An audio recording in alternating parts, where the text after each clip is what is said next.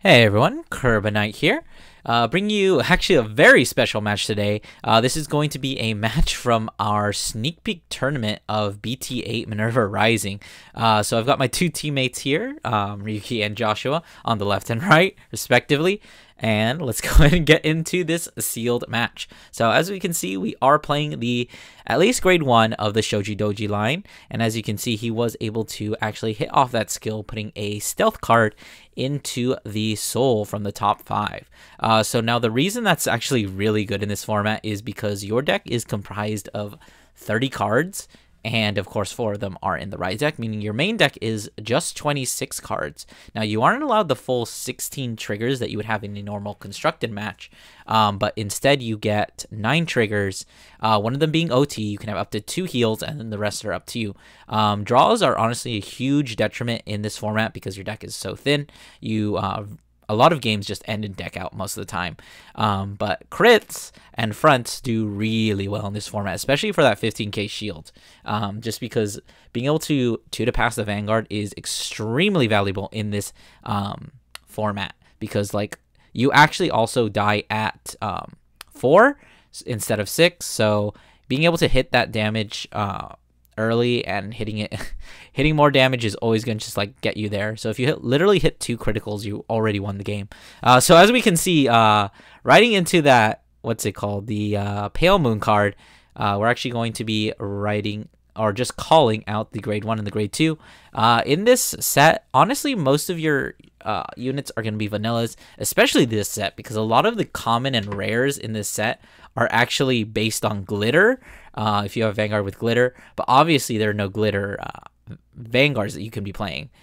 So a lot of the times you're just trying to see, are there any skills that I can use? You're trying to see if you have any combos. And honestly, if you end up with any like combos or like boss units, that pretty much is almost guaranteed to the top spot in the tournament. But as we can see, playing the grade 2 of the Shoji Doji line for Joshua, he's actually going to be hitting off it. A quick note, it is kind of hard to actually hit off Shoji Doji because it only searches out for stealth units. And it's actually a lot harder than you would think to get multiples. But as we can see that grade 2, that is an 8k, and when it's placed on either Guardian or Rearguard Circle, you do actually get an extra 5k, which is pretty valuable. A lot of the times you might not have the necessary Rearguards, but it is still pretty good being able to hit that 13. As we can see, the second and last heal going off for Ryuki, both players are at 1 right now, which means they're just 3 damage away from losing. It's a lot scarier than you would think. if you've never played in a sneak peek event, I would highly recommend it. It's definitely an experience. There's a lot of cheese going around because it's so much easier to hit triggers. Games are so fast. It's just honestly a lot of fun. And as you can see, we are just calling out writing into that promo, because you are allowed to use the promo for your ride in your ride deck and in your deck in general. Most of the time you won't be using the effect, but whatever. As you can see, that last turn we did actually swing at rears. A really good strategy during sealed is to actually swing at the rears, because in this format you have your resources honestly just so insanely limited. And as we can see with Chalice just being activated there for a Persona ride, that's another thing that is insanely good in this format. Persona riding is a huge tempo swing, because a lot of the times you really don't have more than 4 cards in your hand, even though you're twin driving. But that combined with the fact that you're always just calling a whole bunch of units, running out of resources running your opponent out of resources rather, is the way to win this game or win this format.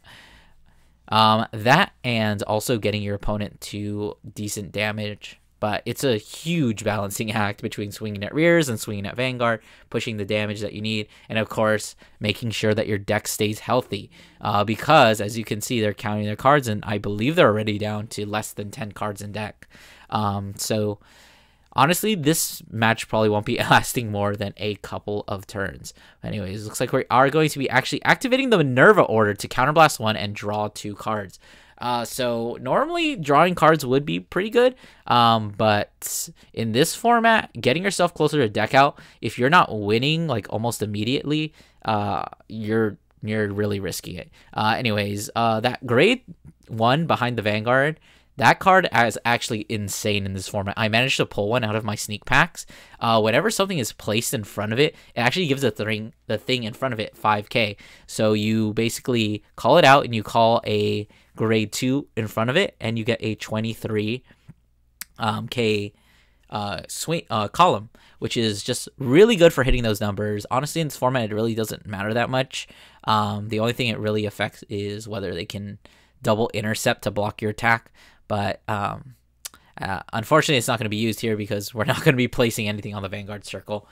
Because unless you are going for full, whatever this guy's name is, you really don't want to be playing grade 3s in sealed, just because they are a huge detriment. The only reason you will really play grade 3s is if you have Persona Ride, which you might think, oh, just pull 2 common grade 3s. It's actually a lot harder to pull duplicates than you would think.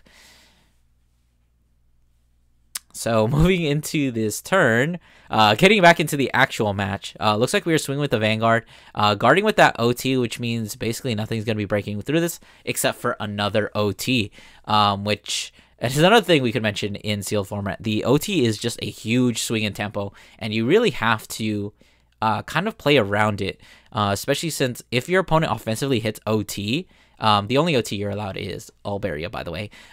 It is pretty much a guaranteed 2 damage. So if you're at 1, you can survive an OT.